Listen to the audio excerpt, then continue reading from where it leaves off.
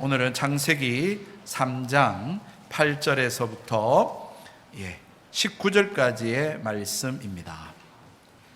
창세기 3장 8절에서 19절까지의 말씀, 제가 말씀을 봉독해 드릴 테니 보시고 들으시기를 바랍니다. 그들이 그날 바람이 불 때 동산에 거니시는 여호와 하나님의 소리를 듣고 아담과 그의 아내가 여호와 하나님의 낯을 피하여 동산나무 사이에 숨은지라. 여호와 하나님이 아담을 부르시며 그에게 이르시되 내가 어디 있느냐. 이르되 내가 동산에서 하나님의 소리를 듣고 내가 벗었으므로 두려워하여 숨었나이다. 이르시되 누가 너의 벗었음을 내게 알렸느냐. 내가 내게 먹지 말라 명한 그 나무 열매를 내가 먹었느냐. 아담이 이르되 하나님이 주셔서 나와 함께 있게 하신 여자 그가 그 나무 열매를 내게 주므로 내가 먹었나이다. 여호와 하나님이 여자에게 이르시되 내가 어찌하여 이렇게 하였느냐. 여자가 이르되 뱀이 나를 깨므로 내가 먹었나이다. 여호와 하나님 뱀에게 이르시되 내가 이렇게 하였으니 내가 모든 가축과 들의 모든 짐승보다 더욱 저주를 받아 배로 다니고 살아있는 동안 흙을 먹을지니라.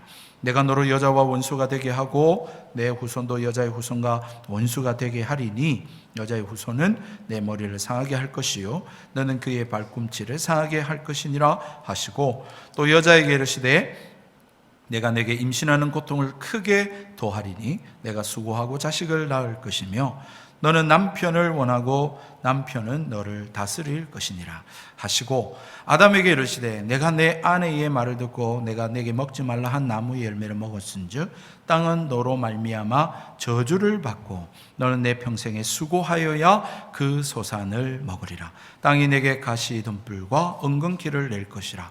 내가 먹을 것은 밭의 채소인즉 내가 흙으로 돌아갈 때까지 얼굴에 땀을 흘려야 먹을 것을 먹으리니 내가 그것에서 취함을 입었음이니라.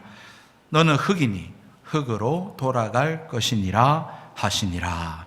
아멘. 우리 좌우에 한번 인사하고 말씀을 생각하겠습니다. 사랑합니다. 축복합니다. 지난 한 주도 수고하셨습니다. 고생 많으셨죠? 이번 주에는 좋은 일이 있을 겁니다. 잘 될 겁니다. 축복합니다. 대박 나십시오. 조금 2부는 좀 되는 것 같습니다. 사실 참 이렇게 자꾸 하는 것이 스트레스 있을 수 있습니다. 내가 싫어하는 일이기 때문에 스트레스가 될 수 있죠. 사람이 그렇지 않습니까? 하기 싫은 일 또는 어려운 일, 또 복잡한 일, 그것은 좀 안 하고 싶죠. 그리고 미루고 싶어하는 그러한 인간의 본능이 있는 것 같아요. 그걸 회피 본능이라고 한다면 그렇게 표현할 수도 있겠습니다. 그래서 내가 좀 어렵다고 생각하거나 또 싫다고 생각하거나 복잡하다고 생각한다면 또 재미없다고 생각하면 안 하고 싶고 미루고 싶은 그런 마음이죠. 어쩔 수 없이 해야 되는 일이라면 미루게 되겠죠. 그렇지만 시간이 닥쳐오면 어떻게 됩니까? 어쩔 수 없이 또 시간이 마감이 다가올수록 우리는 또 급하게 그것을 쳐냅니다. 결국은 그 문제에 직면을 해야 되는 것이죠. 우리가 살아가는 삶이 참 그런 것 같습니다. 그런데 이 마귀로 인해서, 이 뱀으로 인해서 유혹을 받았던 인간인 이 첫 사람, 첫 아담이 저는 똑같은 그러한 일들을 행하고 있고 또 우리 역시 그 아담의 후손으로서 그러한 모습을 보이고 있는 것 아닌가라고 하는 생각을 하게 됩니다. 달콤한 유혹에 빠져서 그 순간은 좋았죠. 우리가 회피하고 피하는 그 순간에는 좋습니다. 그러나 해야 된다면 또 어쨌든 그 시간을 우리는 거쳐야 한다라고 하는 사실인 것이죠. 결국은 피할 수 없는 그 직면한 문제에 우리는 도달하게 되어져 있습니다. 우리가 바라는 것은 아닙니다. 우리가 원하는 것도 아니었습니다. 뱀의 이야기는 진실 같은 거짓이었습니다. 분명히 진실 같은 것은 무엇이었냐면 먹자마자 죽지 않았습니다. 물론 하나님이 먹는 것 순간에 죽는다라고 말씀하시지도 않으셨죠. 반드시 죽으리라 그랬지만 어쨌든 죽지 않았습니다. 뿐만 아니라 하나님과 같이 된다라고 하는 그 사실도 어느 정도 타당했습니다. 그것을 먹는 것을 통해서 부끄러움과 이 수치를 알게 되었기 때문입니다. 두려움을 갖게 되었기 때문입니다. 그러나 이러한 수치와 두려움은 이 사탄이 가르쳐줄 그 말에 있어서 절반만 사실이고 절반은 거짓이었다라고 하는 사실을 우리로 하여금 가르쳐 주고 있는 것이죠. 어떻게 보면 참된 진실은 숨겨두었다라고 말할 수 있는 것입니다.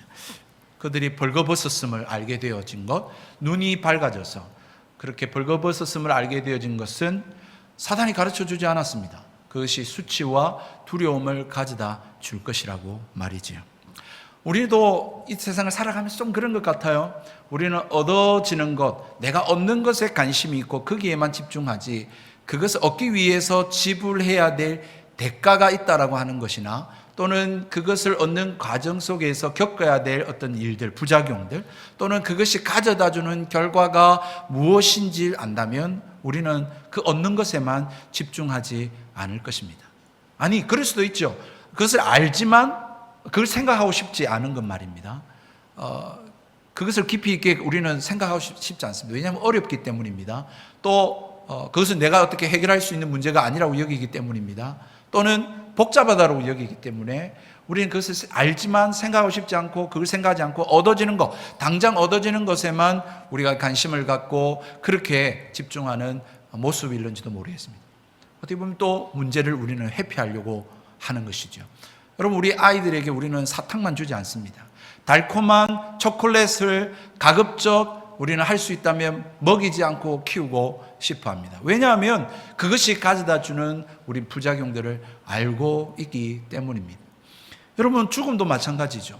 우리가 장례식에만 사실 이 일들을 이야기를 하는데 장례식에 가서도 그런 죽음에 대한 이야기를 우리는 심사숙고하려고 하지 않습니다. 제가 장례식 가면 한 번씩 꼭 하는 이야기가 그거죠. 죽음에 대해서 사람들은 이야기하고 싶지 않고 생각하고 싶지 않고 다루고 싶지 않습니다. 좋은 이야기도 많고 좋은 것도 많은데 뭐하러 그렇게 어둡고 무겁고 우리가 해결할 수 없는 문제에 대해서 그렇게 이야기를 하고 생각하며 살아야 하는가?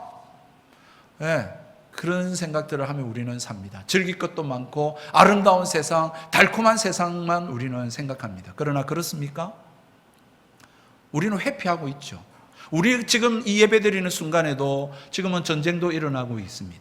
어떤 사람은 집을 잃고 떠돌이 생활을 하는 난민의 삶들을 살아가고 있고 또한 질병으로 인하여 신음하고 고통하고 아파하고 있으며 여러분 그렇게 지금도 어둠 가운데 슬피 우는 자들이 지금도 우리 이 시간에 많이 있다라고 하는 사실을 우리는 압니다. 그러나 생각하고 싶지 않습니다. 그것을 회피하고 싶습니다. 나만 아니면 된다라고 하는 생각들을 우리는 갖고 살아가고 있다라고 하는 사실인 것입니다. 마치 이것이 창세기 2장 17절에 하나님께서 성과 악을 알게 하는 실과를 먹는 날에는 정령 반드시 죽으리라 라고 하는 말씀이 그와 같은 의미였을는지 모르겠습니다. 그런데 인간은 당장 죽지 않으니까 괜찮은 거야. 사단의 말이 맞네. 뱀의 말이 맞았어 라고 생각하고 지낼는지도 모르겠습니다. 어떻게 보면 우리 상태가 그런 것이죠. 그러나 하나님의 말씀은 틀림이 없었습니다. 왜냐하면 이 일로 인하여 죽음이 인간에게 찾아왔기 때문에 그렇습니다. 뿐만 아니라 당장 죽지는 않았지만 우리는 죽음을 기다리며 살아가는 존재가 되어졌고 뿐만 아니라 살아가는 가운데서도 죽음과 같은 상황 속에서 우리는 직면하며 놓여 있다라고 하는 사실입니다. 죽음과 같은 상황, 죽음에 직면한 삶, 그것이 어떤 것일까요? 선과 악을 알게 하는 실과를 먹음으로 말미암아 인간에게 주어진 그 결과, 그것을 오늘 성경은 우리에게 말씀하고 있습니다. 첫 번째로 우리 인간에게 두려움이 찾아왔습니다. 창세기 1장 2장에서는 하나님을 대면할 때에 전혀 두렵지 않았습니다. 무서워하지 않았습니다. 여러분 겁내지 않았습니다. 창조주 하나님이시지 않습니까? 신이지 않습니까? 우리는 피조된 인간입니다. 그럼에도 불구하고 그런 존재의 방식의 차이가 분명히 크고 그러한 차이가 있음에도 불구하고 아담과 하와는 하나님을 두려워하지 않았습니다. 무서워하지 않았습니다. 겁내지 않았습니다. 경계하지 않았습니다. 하나님과 교제하고 대화하고 그렇게 하나님과 에덴 동산에 함께 거했었습니다. 그런데 오늘 성경에 아담은 무엇이라고 말합니까? 하나님 내가 벗었으므로 두려워하였다. 그래서 숨었습니다. 그렇게 오늘 성경에 아담은 이야기를 하고 있는 것이죠. 사랑하는 성도 여러분, 다름 아니라 이러한 표현을 신학적으로 성경적으로 말하자면 하나님을 떠나게 되어졌다라는 것입니다. 하나님과의 관계가 깨어졌다라고 하는 것입니다. 두려움에 대해서 우리는 어떤 생명의 어떤 위협을 느꼈을 때 우리는 두려움을 이야기합니다만, 두려움의 근원은 오늘 성경적으로 볼 때 하나님을 떠남으로 말미암아 발생하게 되어진 인간의 감정이 바로 두려움이라고 하는 것입니다. 왜냐하면 인간은 하나님 안에 거해야 했기 때문에 그렇습니다. 하나님 안에 있을 때 생명을 유지할 수 있었습니다. 하나님과 함께 있는 그 에덴에서의 삶이 평화로웠고 부족함이 없었고 만족하는 인생이었습니다. 그러나 인간이 하나님과의 관계가 깨어지고 하나님을 떠나게 됨으로 말미암아 이제 자기가 독립적인 존재가 되어졌고 자기가 이제 자신의 인생을 책임져야 하는 그런 존재가 되어버리고 만 것입니다. 그렇기 때문에 자기 힘으로 살아내야 되기 때문에 앞을 한 치 앞도 모르는 이 인간이 이제 자신의 삶을 책임지기 위해서 그러한 두려움 가운데 삶을 살아갈 수밖에 없게 되어진 것입니다. 여러분, 참으로 이러한 하나님과 함께 거느렸다라고 하는 표현이 오늘 성경의 8절에 기록되어 있습니다. 하나님께서는 동산에 거니시는 여호와 하나님이라고 표현되어 있습니다. 이 거늘다라고 하는 표현은 이스라엘 백성들에게는 하나님과 함께하는 삶을 의미했습니다. 이걸 신인동형론적 표현이라고 합니다.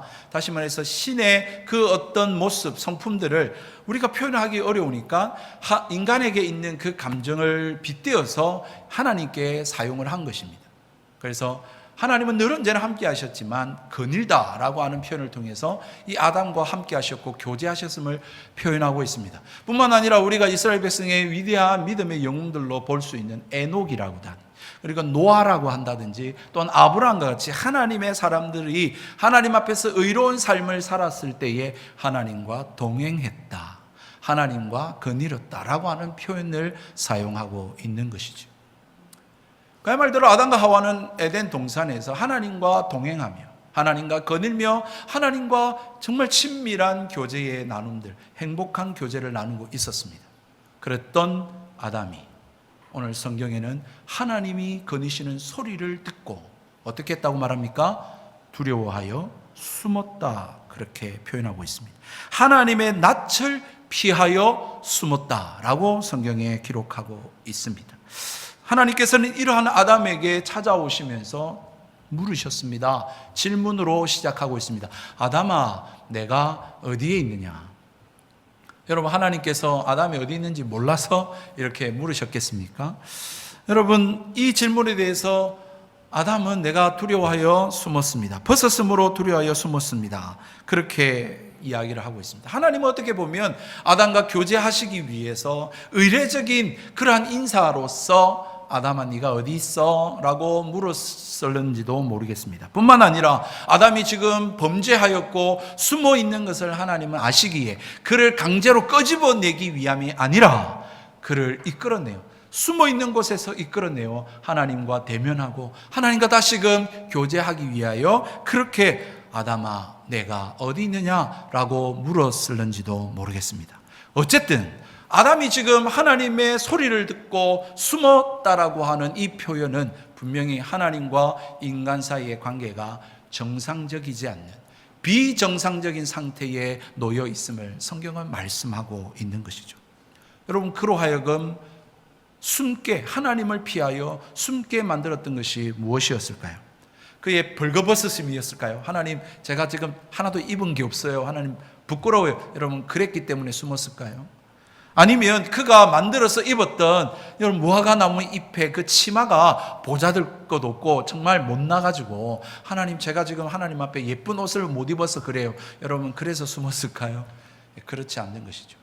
그로 하여금 숨게 만든 것은 다름 아닌 하나님과의 언약, 약속을 어김으로 말미암아 찾아오고 생겨난 그 두려움이 그로 하여금 숨게 만들었다라고 하는 사실입니다. 다시 말해서 내가 숨었습니다 라고 하는 표현은 얼마나 지금 하나님을 두려워하고 있는지를 잘 보여주고 있는 대답인 것입니다. 여러분, 구약 성경에는 어떤 것에 의해서 또한 어떤 누군가로부터 자신을 숨기기 위한 표현들이 많이 등장하고 있습니다. 우리가 단적으로 잘 아는 요나가 그랬죠. 요나가 어떻게 했습니까? 하나님의 얼굴을 피하여, 똑같은 표현, 하나님의 낯을 피하여 여러분, 가라고 했던 니느웨로 가지 아니하고 다시스로 도망을 가려고 했습니다. 뿐만 아니라 시편 139편에 말씀하기를 뭐라고 말합니까? 내가 주의 영을 떠나 어디로 가며 주의 앞에서 어디로 피하리까? 내가 하늘에 올라가도 거기 계시고 땅 아래 스올에 가도 거기 계시며 바다 끝에 거할지라도 주님이 거기에 계십니다 라고 하면서 인간은 하나님을 피하고자 하지만 피할 수 없는 존재임을 이스라엘 백성들은 직면하고 그것을 직감하고 인식하며 그렇게 고백하고 있는 것을 우리는 성경을 통해서 볼 수 있게 되는 것입니다. 그런데 여러분, 인간이 어떻게 한 줄 아시죠? 오늘 성경에 보니까 동산나무 사이에 숨었다, 그렇게 표현하고 있습니다. 여러분, 여기 숨었다고 하나님이 뭐 찾으실까요? 모르실까요? 숨바꼭질하는 건가요? 여러분, 그게 아니었던 것이죠. 하나님이 지은 그 피조물로 인해서 자신의 두려움과 자신의 수치를 가리고자 하는 그 인간의 모습들을 우리는 보게 되는 것입니다. 나무는, 동산에 지은 하나님의 나무는 하나님의 피조물로서 아름다움이었습니다. 하나님 보시기에 좋은 것들이었습니다. 그런데 이제는 인간이, 범죄한 인간이 자신의 두려움과 자신의 수치와 이것을 가리기 위한 도구로서 이 자연 피조물들을 사용하고 있다는 것을 오늘 우리는 성경을 통해 보는 것이죠. 왜 그렇습니까? 하나님을 떠나온 인간에게 만족감이 없고 이제 자기가 독립적인 존재가 되어서 자기가 자기의 삶을 책임지고 생명을 유지하며 살아가야 하는 존재이기에 무엇인가 부족함에 대하여 다른 것들로 채우려고 하고 만족감을 채우려고 하고 그것들을 대신하고자 하는 그러한 수단들이 생겨나게 된 것입니다. 여러분, 우리 인간이 그래서 하나님 아닌 다른 신을 섬길 때 어떻게 합니까? 하나님이 피조한 이 피조물들로 만들어 신을, 형상을 만들죠. 거기에다가 절을 합니다. 거기에다가 손을 갖다 대고 거기에다가 엎드리고 빕니다. 여러분, 꼭 어떤 우상, 어떤 형상이 아니라 할지라도 어떤 다른 태양이라든지 바다라든지 거기에 우리는 절을 하고 하나님이 지으신 이 피조물인데 거기에 우리가 고개를 숙이고 빌고 우리는 의지합니다. 그 어떤 것이 아니라 할지라도 또한 물질에 대해서도 그렇죠. 돈에 대해서도 그렇고 그것이 나를 지켜주고 나를 만족해 해주고 내게 행복을 가져다 줄 것으로 나의 그 공허함과 그 만족스럽지 못함과 그 불안함들을 그러한 하나님이 지으신 피조물로 숨기고 가리고 대신하려고 시도하고 있다라고 하는 사실인 것입니다. 그렇지 않나요? 오늘 이 세상에 살아가는 모든 사람들이 무엇인가를 자꾸 의지하죠. 그걸로 채우죠. 가만히 있지 못해요. 그것으로 만족하지 못해요. 그런데 그 채우려고 하는 그 모든 것들이 다 하나님이 지으신 피조물들이라는 거예요. 그러나 그 시도가 성공했습니까? 결코 성공하지 못했습니다. 가리려고 했습니다. 숨기려고 했습니다. 두려움을 피하려고 했습니다만 그럴 수 없었습니다. 결국은 하나님을 직면해야 되는 존재, 하나님을 만나야지만 살아갈 수 있는 존재가 바로 인간이기 때문에 그렇습니다. 그래서 우리는 그 어떤 것으로 대신하고 만족하는 그 순간은 그럴 수 있습니다만은 그것을 끊임없이 채워가는 그러한 만족을 채워가는 존재로 우리는 살아가고 있는 것이죠. 여러분, 두 번째 인간에게 찾아온 문제는, 직면해야 될 문제는 수치심입니다. 수치심을 성경은 죄의 결과로서 이야기를 하고 있습니다. 하나님을 떠난 결과로서 두려움이 오고 수치심이 왔다라고 성경은 말하고 있습니다. 여러분, 수치심이라고 하는 것은 부끄러움, 창피함과는 조금 개념이 다르다고 합니다. 이 수치심은 내적인 문제로서 존재론적인 감정이 바로 수치심이라고 합니다. 단순히 부끄럽다, 창피하다, 아이들 말로 쪽팔린다 이런 게 아니라 사람들의 앞에 서지 못하는 것이죠. 그래서 사람들을 피하고 싶어하고 숨게 만들고 그리고 도피하게끔 만드는 그러한 인간의 감정이 바로 이 수치심이라고 하는 사실입니다. 하나님이 네가 왜 숨었느냐? 네가 벗은 것을 알게 하고 또 네가 정말 선과 악을 알게 하는 그 실과를 네가 먹었느냐라고 이야기를 했습니다. 그랬을 때에 하나님께서는 이 질문에 대해서는 이번에는 좀 그 원인을 하나님은 알기를 원하셨습니다. 그것을 몰라서 또한 물은 것도 아니겠죠. 그럼에도 불구하고 야, 널 벗은 걸 알게 한 사람이 누구야? 너 이 성과 알게 하는 실과를 네가 먹었어? 몰라서 묻는 것이 아니라 그 질문을 하는 것은 그 질문을 통해서 자신이 왜 이러한 결과에 놓이게 되어졌는지를 스스로 생각하고 자각하고 인식하기를 하나님은 원하셨다라고 하는 사실입니다. 금지된 과일을 먹은 결과 결국은 하나님의 말씀, 하나님의 기준이 아닌 이제 내가 기준이 되어져서 내가 판단의 근거가 되어져서 그렇게 살아가는 존재가 되어졌다라고 하는 것을 말하고 있는 것이죠. 그러므로 여러분 우리가 인생들을 살아가는 우리의 모습들을 볼 때에 정말 우리가 독립적인 존재가 되어서 내가 판단의 근거가 되어져서 내 판단에 따라서 지금까지 살아오고 있고 나는 맞다라고 살아오고 있고 그것에 대한 결과를 우리는 우리 자신이 지고 살아가고 있다라고 하는 사실인 것입니다. 여러분 이러한 수치심에 대한 문제 이걸로 끝나지 않죠. 이것을 통해서 우리는 이 수치심을 감추고 숨기기 위해서 어떠한 일들을 합니까? 우리를 과대 포장을 하려고 하는 시도들이 있어나게 된 것이죠. 자신을 온전하게 바라보지 못하는 거예요. 그래서 사람들 앞에서의 내 자신을 과대 포장하고 싶어 합니다. 그래서 자신을 부풀리려고 하죠. 여러분 동물의 세계도 그렇다면서요. 어떤 이 짐승들이 약한 짐승들이 이렇게 강한 짐승들을 맞이할 때에 그렇게 숨겨 놓았던 그런 날개를 편다든지 어떤 그런 자기 몸을 부풀리려고 하는 그러한 것들을 통해서 이 위협된 존재를 물리치려고 하는 그러한 동물들의 본능과 습성이 있다고 합니다. 근데 사람에게도 그런 게 있는 거예요. 우리는 그 어떤 외모로서 그렇게 하진 않지만 말이라든지 또는 어떤 우리가 위치라든지 그 어떤 소유로 인하여서 우리는 우리 자신을 거대하게 과대 포장함으로 상대방이 나를 업신여기지 못하고 무시하지 못하고 내가 그 사람을 다스릴 수 있는 그러한 존재로 세워지고 싶어 하기를 원하는 것이죠. 그런데 이 수치심이 반대로 급부로 어떤 모습으로 또 나타나냐고 하면 극히 사람들을 꺼려하는 모습으로 나타납니다. 그래서 사람들 앞에 말을 잘 못합니다. 사람들 앞에 서는 것을 주저합니다. 사람들이 많은 곳에 가고 싶어 하지 않습니다. 혼자 있고 싶어 하고 자기만의 시간을 갖고 싶어 하고 사람들을 대면하기를 싫어하는 자존감이 낮은 모습으로 그러한 모습으로 살아가는 사람들이 또한 있습니다. 이 온전히 내 자신을 사랑하지 못하는 것입니다. 그래서 어떤 모습으로는 교만하게 나를 포장함으로 나타나거나 또는 나를 무시하고 자신의 자신감이 없이 자존감을 드러내지 못하고 그렇게 피하려고 하는 모습으로 나타나는 우리의 삶을 우리는 살아가게 되었다라고 하는 사실인 것입니다. 여러분 세 번째 문제는 이것으로 끝나지 않고 이제 타인에 대한 정죄로서 나타나게 되어졌습니다. 참 안타까운 일인데요. 사람과 사람의 관계가 깨어졌습니다. 미움과 증오가 생기고 자신의 잘못으로 생각하지 않고 모든 것들을 타인의 잘못으로 여기는 그러한 결과를 낳게 되어졌습니다. 2장 23절 내 뼈 중에 뼈요 내 살 중에 살이로다 그렇게 이야기를 했던 아담이 이 결과로 말미암아서 하와를 향하여서 뭐라고 말합니까?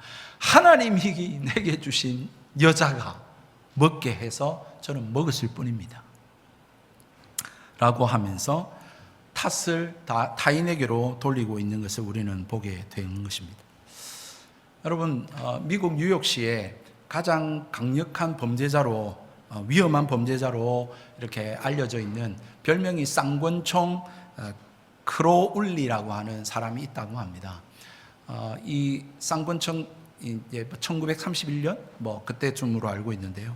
이 크로울리를 사형 집행하던 날 그 전기 의자에 앉아서 사형 집행을 했는데 그때에 이 사람이 했던 말이 전해지고 있습니다. 뭐라고 이야기하냐면 사형을 당하는데 나는 정당 방위를 했을 뿐인데 나를 어떻게 이렇게 할 수 있느냐 억울하다 이러면서 그런 이제 전기 의자에서 사형 집행을 당했다고 합니다. 뿐만 아니라 우리가 잘 알고 있는 미국 전체에서 가장 악명 높은 공공의 적으로 알려진 그 암흑기의 그 두목 깡패인 알 카포네, 이 영화로도 많이 나왔으니까 잘 아시겠는데 그 사람 역시 감옥에 갇히면서 했던 말이 전해지고 있는데 뭐라고 이야기하냐면 나는 다른 사람들에게 많은 즐거움을 주고 좋은 시간을 갖도록 도우면서 나의 인생의 한근기를 보냈다. 하지만 내게 돌아온 것은 비난과 전과자라는 낙인뿐이었다 라고 감옥에 이제 갇히면서 이제 그런 소회를 밝혔다고 합니다. 참 아이러니하죠. 그런데 이런 이야기가 뭐 서양에만, 서구 사회만 있는 게 아니라 우리나라에도 똑같이 있습니다. 여러분 2006년도에 그 봉천동에서 세자매 살인 사건이 있었지 않습니까?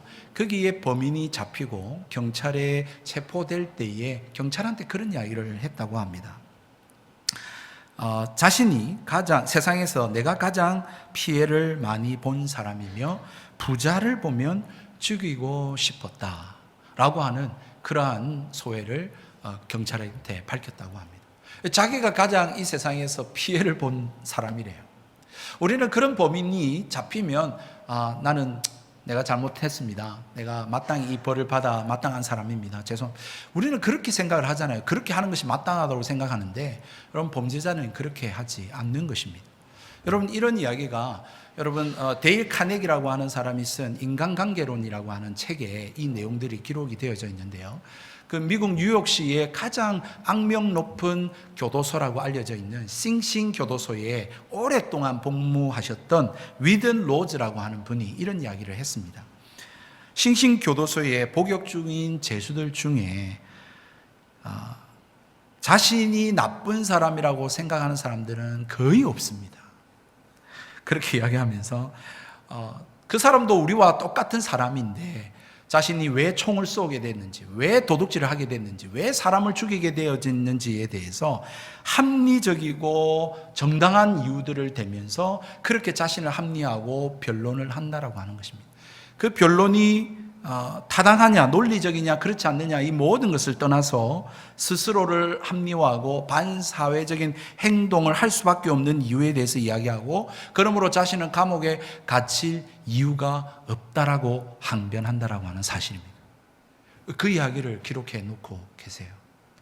사실 우리 삶도 흔히 찾아볼 수 있지 않나요? 누군가가 여러분들에게 잘못을 지적하면 여러분 자녀들도 마찬가지죠. 무엇인가 잘못을 지적하면 왜 나한테만 그래? 내가 뭐 잘못했어? 내가 이렇게 한 것은 먼저 원인을 제공했잖아 라고 하는 이야기들로 우리는 변명을 합니다. 자기를 합리화하죠. 내가 잘못했습니다. 그렇군요. 다시는 그러지 않겠습니다. 그렇게 이야기하는 사람들은 거의 없습니다. 거기서 항상 자기를 정당화하고 합리화하고 다른 사람의 탓을 돌리고 다른 원인, 내가 그렇게 행동할 수밖에 없는 이유들을 찾아내죠.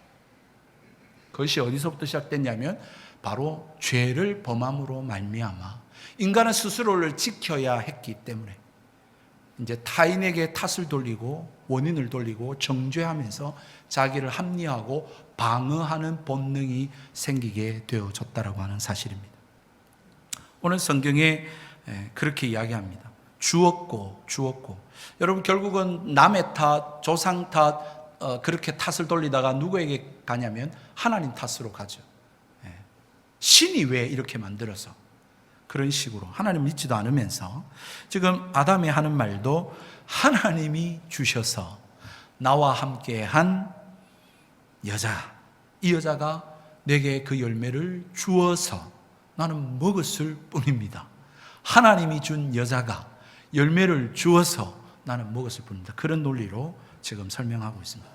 만약에 하나님께서 이렇게 너 벌거벗은 건 누가 알게 해준 거야? 너 선과 악을 알게 하는 실과 먹었어? 라고 하나님 몰라서 물은 게 아니라 그렇게 물었을 때 하나님 죄송합니다. 제가 하나님과 약속한 걸 어기고 그렇게 먹었습니다. 라고 했더라면 여러분 이 인류 역사가 어떻게 달라졌을까요? 망고 쓸데없는 이야기지만 정말 하나님은 우리에게 오늘도 동일하게 그것을 묻고 있는 거죠. 오늘도 동일하게 우리에게 너 지금 어디까지 와 있어? 너 어디에 있어? 너 왜 그렇게 있어? 라고 묻고 있는 것이 바로 우리에게 하나님께서 우리 자신을 돌아보기를 그렇게 말씀하고 계시는 것 아니겠습니까?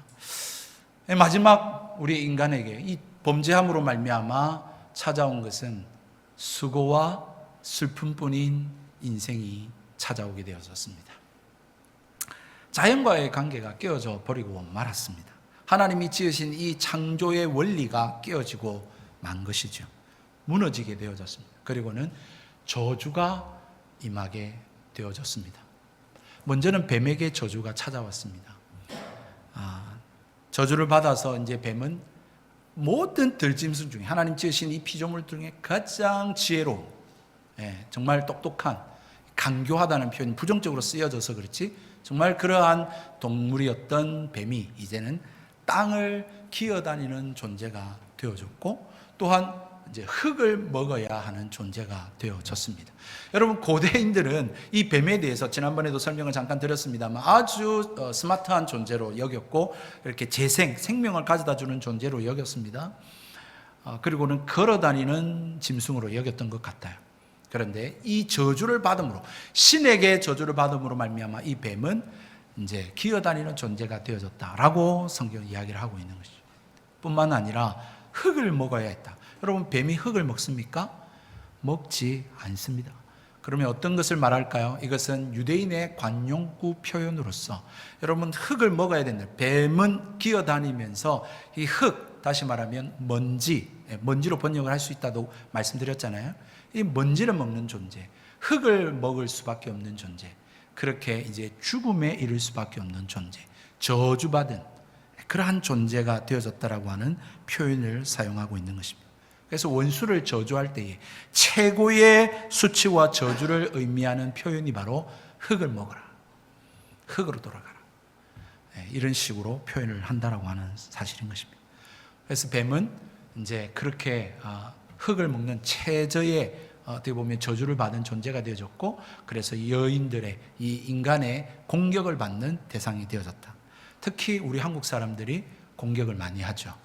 그래서 우리는 뱀을 많이 잡아먹습니다. 두 번째로 여자에게 저주가 임했습니다. 하나님께서 원래는 축복으로 주신 이 출산에 대한 내용들이었죠. 번성하라, 창대하라라고 하나님 복으로서 주신 것인데, 이것이 저주를 받아 이제 해산에 수고를 해야 되는 그러한 결과를 낳게 되어졌습니다. 이 고통이 수반이 되어진 것이죠. 여러분, 뿐만 아니라 두 번째 어떤 문제가 생겼습니까? 남편을 사모하게 되어지고, 그러나 남편은 여자를 다스리게 되어지는 그러한 관계에 놓이게 되어졌습니다. 이 사모하다는 말이 너무 참 좋은 말인데 왜 이것이 저주입니까? 이 히브리어 단어를 우리가 볼 때에 이 테슈카라고 하는 이 히브리어 단어가 어떤 의미로 쓰여지냐면 다스리다, 지배하다라는 의미입니다. 조금 더 노골적으로 말하면 마음대로 주무르고 싶다라고 하는 표현이에요. 그러니까 여인이 남편을 마음대로 지배하려고 합니다. 마음대로 좀 주무르고 싶어 해요. 그런데 그렇게 되지 못하고 남편의 지배를 받고 다스림받는 그러한 존재가 되어져 버리고 말았다라는 것이죠. 분명히 하나님께서는 창조 때에 동등한 관계로 창조하셨습니다. 우리가 2장을 공부를 할 때에 말씀을 들었습니다만, 분명히 하나님이 존재적으로도 동등하고 하나님 주신 능력에 있어서도 동등하고 하나님 주신 그 형상에 있어서도 동등합니다. 다만 먼저 아담이 만들어졌고 이후에 하와가 생겼다라고 하는 그 차이가 있을 뿐이지, 하나님께로부터 받은 그 모든 것들은 다 동등합니다. 그런데 오늘 말씀을 통하여 이 관계가, 내 뼈 중에 뼈요 살 중에 살이라고 했던 그 관계가, 서로 동등했던 관계가 이제 차별이 생겨지고 거기에 다툼이 개입하고 갈등이 생겨난 그 결과들을 오늘 성경은 보게 되는 것이죠. 그래서 남편이 마음에 안 드시죠, 그죠? 여러분, 아내가 마음에 안 드시죠? 왜냐하면 내 마음대로 좀 됐으면 좋겠는데, 남편이 좀 스마트했으면 좋겠고, 돈도 좀 많이 벌어왔으면 좋겠고, 좀 뱃살도 없었으면 좋겠고, 그렇게 좀 자상하고 따뜻한 말도 했으면 좋겠고, 그런데 그러지 못하는 것이죠. 남편은 또 마찬가지죠. 아내가 말이죠, 따뜻한 밥도 해주고, 또 알랑방귀도 좀 끼고, 또 이렇게 부드럽고 좀 달콤하게 좀 이래주면 좋겠는데, 이게 뭐 남자인지 여자인지 막 시끄럽고 잔소리하고 막 명령하고 막 쓰레기 좀 버리라 그러고, 참 이런 걸 보면서 이제 최초의 인류의 부부 싸움을 우리는 성경에서 보게 되는 것이죠. 여러분, 결국은 가정의 화목도 이 죄에 대한 문제를 해결해야 주어질 수 있는 것입니다. 서로가 사랑할 때에, 서로가 낮아지고 희생하고 서로를 존중하고 섬길 때에 가정은 온전할 수 있는 것을 보게 되는 것입니다. 세 번째로는 남자에게 저주가 임했습니다. 참, 이때부터 우리 선배들이 참 고생한 이유가 이제 이런 것이죠. 창조 때에 하나님이 분명히 일이라고 하는 것도 복으로 주셨습니다. 그래서 아담이 동물들을, 그 수많은 동물들을 불러서 그 특징을 보면서 이름 짓고 하는 것이 기쁨이요, 즐거움이었거든요. 그런데 이제는 어떻게 하게 됐습니까? 수고를 해야지만 먹고 살 수 있는 존재가 되어졌습니다. 다시 말해서 일이라고 하는 것이 이제 이 고생이 되어진 것이죠. 이제 이것을 안 하면 먹고 살 수 없는 그러한 것이 되어져 버린 것입니다. 그래서 죽지 못해서 살고 살기 위해서 일하고, 그래서 이제 먹고 살려고 일하는 그러한 존재로 우리가 저주를 받고 타락하게 되어졌다라고 하는 것입니다. 그래서 다 먹고 살려고 이렇게 하는 거 아니냐? 우리 소위 그런 이야기를 서로 많이 하죠. 다 먹고 살려고 하다 보니까 이렇게 했다. 이런 이야기를 우리는 하는 것입니다. 노동이 사명이 아니라 이제 기쁨과 즐거움이 아니라 여러분 이것이 이제 고통이 되어져 버리고 말았다고 하는 것입니다. 원래는 그렇지 않았습니다. 지금도 남아 있습니다. 우리가 어떤 일을 성취할 때에 기쁩니다. 그렇죠? 즐거워요. 와, 정말 만족감이 있고 좀 뿌듯함이 있어요. 그래서 요즘 부모들이 또는 지도자들이, 교육계 분들이 자녀들에게 뭐라고 말하냐면 돈을 쫓아가지 말고 네가 잘하는 거, 네가 하고 싶은 것을 쫓아라, 그런 이야기 하죠. 그게 성경적인 겁니다. 정말 내가 기쁘고 즐겁고 재미나게 할 수 있는 일을 찾아야 되는 것이죠. 그걸 하면서 사회적으로 봉사하고 선한 일들을 이루어가면서 그렇게 이 세상에 존재하고 우리는 살아가도록 원래 그렇게 지음을 받았습니다. 그런데 세상이 그렇게 내버려 둡니까? 내버려 두지 않습니다. 내 하고 싶은 것, 내 잘하는 것, 내가 좋아하는 것만을 하며 살아갈 수 없는 존재가 되어버리고 만 것입니다. 여러분, 이것은 이제 내가 수고한 만큼 보장을 얻지 못한다라고 하는 말이 되는 것입니다. 왜? 땅이 저주받았기 때문에 그렇습니다. 땅이 이제 가시덤불과 엉겅퀴를 냅니다. 그것을 제거하지 않으면 이제 우리의 식물들, 음식들을 얻을 수가 없어요. 우리가 가꾸어야 해요. 그전에는 그렇지 않았습니다. 이제 동산의 모든 과실들과 식물들 우리가 다 취할 수 있었습니다. 딱 하나만 빼고. 그런데 이제는 내가 가꾸지 않으면 병충해가 생깁니다. 그 과일을 얻어먹을 수가 없어요. 예전에는 내가 지배하는 지배자였는데, 이 세상을 지배하는 다스리는 지배자였는데, 이제는 그 자연을 우리가 정복해야지만, 지배해야지만, 우리가 다스려야지만 얻을 수 있는 그러한 대상이 되어지고 말았다고 하는 것입니다. 이걸로 끝난 것이 아니었죠. 그러다가 결국은 흙으로 돌아갈 수밖에 없는 존재가 되고 말았습니다. 그래서 생로병사라고 하는 말을 하죠. 태어나고 늙고 병들고 결국은 죽을 수밖에 없는 그런 존재. 하늘처럼 높아지고자 했습니다. 하나님과 같이 되고자 해서 선과 악을 알게 하는 실과를 먹었습니다. 하나님과 약속을 깨뜨렸습니다. 그렇게 될 줄 알았습니다. 그런데 결과는 어떻게 됐습니까? 하나님과의 관계가 깨어져 버렸습니다. 하나님을 이제는 낯을 피하는 존재가 되었습니다. 하나님 앞에 나오는 것이 어찌 그렇게 힘든지 몰라요. 그렇죠? 성경 보는 것도 힘들고 기도하는 것도 힘들고 일주일에 한 번 예배 드리는 것도 힘들어요. 일주일에 한 번 1시간 예배 드리는데 이 시간 지키는 것도 어려워요. 하나님 앞에 나오는 것이 기쁘지 않고 즐겁지 않아요. 곤욕이에요. 하나님의 낯을 피하는 존재가 되어져 버리고 말았습니다. 그리고는 낮고 낮은 인간이 되어져서 결국은 흙으로 돌아갈 수밖에 없는 존재가 되어진 것입니다. 원래부터 그랬느냐? 그랬는지도 모르겠습니다. 그러나 그렇지 않을 수 있었습니다. 영원히 살 수 있었습니다. 왜냐하면 하나님께서 지으신 동산 그 가운데에 생명나무가 있었습니다. 그것을 먹을 때마다 사람은 영원히 살 수가 있는 것이죠. 그것을 계속 먹는다면. 그런데 이제 저주를 받아 이제 인간은 흙으로 돌아갈 수밖에 없는 처지에 이르게 되어졌고, 하나님은 그 생명나무를 화영금으로 다음 주에 살펴보겠습니다만 감추시고 지키게 되어지는 그러한 결과를 낳게 되어진 것입니다. 말씀을 정리하겠습니다. 사랑하는 성도 여러분, 이 모든 것들은 하나님이 처음 지으신 모습들이 아니었습니다. 하나님께서 인간을 지으셨을 때 인간의 하나님의 형상, 하나님의 모양은 이런 것 아니었습니다. 서로 사랑하고 서로 섬기고 서로 다 좋아 보이고 내가 좀 손해보더라도 남이 잘 되었으면 좋겠고, 그러한 형상이 우리 하나님께서 우리에게 주신 하나님의 형상이었습니다. 일이 즐겁고 기쁘고 행복한 것이었습니다. 자녀를 놓는 것이 축복이었다니까요. 그런데 이제는 자녀를 놓지 않으려고 합니다. 자녀는 짐덩어리입니다. 고생덩어리입니다. 돈덩어리입니다. 이제 이렇게 되어진 원인이 무엇일까? 우리는 사실 이 일에 직면하고 있으면서도 그걸 생각하고 싶지 않아요.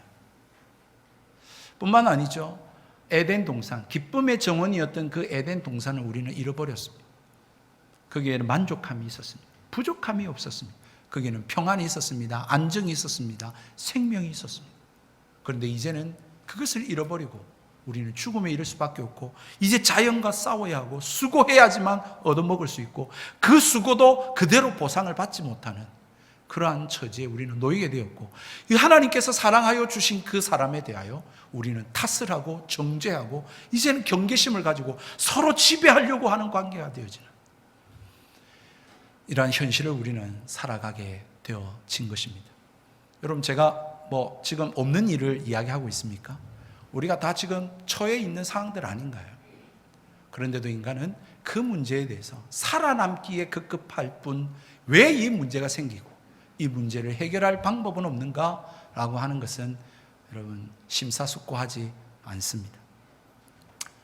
그런데 이러한 우리들을 하나님께서는 사랑하십니다. 그리고는 하나님 우리를 찾아오신 것이죠. 오늘 성경에 보시면 하나님이 아담아 어디 있느냐? 여러분, 만약에 하나님이 그렇게 안 묻고 야, 너 어디 숨었어? 내가 네 한 거 다 알고 있어? 그렇게 질문하시고 찾아오셨다면 정말 우리는 숨 쉴 틈이 없었을 것입니다. 그런데 하나님은 선한 목자로 찾아오십니다. 따뜻한 아버지로 찾아오고 계십니다. 아담아, 너 어디 있어? 내가 다 알고 있다. 너 어디 괜찮아? 나와. 그렇게 하나님 우리를 부르시고 찾고 계시는 것이죠. 왜냐하면 엎질러진 물, 그거 물은 늘 무슨 소용이 있습니까? 제가 자식을 키워보니까 그렇던데요. 아이들 보고 너 왜 그랬어? 너 이거 했지?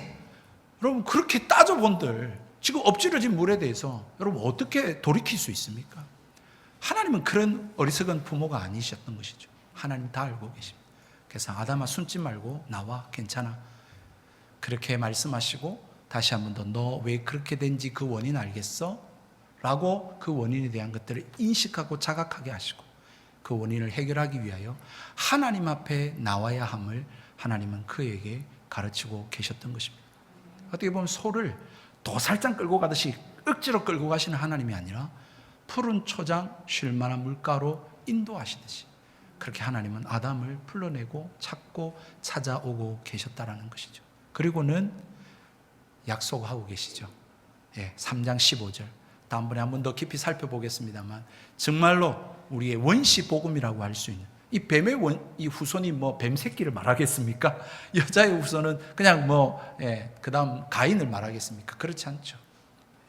바로 어둠의 세력과 그리고 하나님께서 우리에게 보내신 메시아. 유대 랍비들도 이 부분에 대해서 메시아로 그렇게 해석을 합니다. 우리는 이미 신약을 가지고 있고 그 메시아가 누군지를 알고 있는 자들이죠. 다름 아닌 예수 그리스도이십니다. 그분이 십자가에 못 박혀 죽으셨습니다. 그리고는 사흘 만에 부활하셔서 이 복음을 오늘 우리에게까지 전해주시면서 우리를 찾고 계시고 부르고 계시는 것이죠. 지금 우리가 직면하고 있는 그런 하나님을 더 사랑하지 못하고 이 세상을 사랑할 수밖에 없는 우리의 모습 알고 계십니다. 부부관계 속에서 서로 미워하고 어르렁거리면서 만족하지 못하지만 그래도 어쩔 수 없이 그냥 꾸역꾸역 살아가고 있는 우리의 가정의 모습 하나님 알고 계십니다. 내 자신을 사랑하지 못하고 그래서 온전히 이웃 사랑하지 못하고 그래서 내 자신을 부풀리려고 하고 더 가지려고 하고 더 높은 위치에 서려고 하면서 나를 드러내려고 하든지 아니면은 그냥 어쩌든지 사람을 피하고 그냥 혼자서 조용히 그냥 지내고 그냥 그렇게 살고 싶어하는 우리 알고 계십니다. 오늘도 이번 한 주도 지난 한 주도 참 고생 많으셨습니다. 수고하셨습니다. 그럴 수밖에 없는 우리의 인생 하나님 알고 계십니다. 그걸로 끝날 인생 같으면 하나님이 우리에게 왜 찾아오셨겠습니까? 하나님 그 모든 문제를 해결해 주시기를 원하고 그것들이 모두 다 사라진 하나님의 나라 저 천국을 우리에게 가져다 주시기를 원하십니다. 여러분, 그래서 예수님 믿으셔야 됩니다. 이 땅이 전부가 아니기 때문입니다. 뿐만 아니라 이 땅 가운데서도 예수님을 구주로 모시고 이 죄에 대해서 고백하고 자백하는 자들에게 하나님은 평안을 주시고 안식을 주시고 또한 만족감을 주시며 정말로 주님과 행복하게 살아갈 수 있는 풍성한 삶을 약속하고 계십니다. 그래서 예수 안에 있을 때 우리 서로 사랑할 수 있습니다. 우리 아내와 남편이 행복할 수 있습니다. 그럼 우리 교회가 정말로 이 세상에서는 맛볼 수 없고 이 세상에서는 경험할 수 없는 그 사랑을 우리는 경험할 수 있습니다. 잠깐이지만 우리는 수련회를 통해서 그러한 사실을 우리는 맛보았지 않습니까? 정말 그 안에서의 평안함, 그 안에서 아무것도 걱정할 것 없는 그러한 짧은 시간들을 우리는 보냈더랬습니다. 주 안에 있는 나에게 무슨 딴 근심이 있겠습니까? 그것을 맛보며 살아가는 이번 한 주가 되시는 저와 여러분, 그리고 저와 여러분의 가정이 되시기를 주님의 이름으로 축복합니다. 더욱 주님께로 나아가시기를 소원합니다. 주님께 부르짖으시고 주님을 찾으시고 그렇게 주님과 함께 하시는 삶을 살아가는 저와 여러분 되기를 주님의 이름으로 축복드립니다. 우리 함께 찬양하십시다.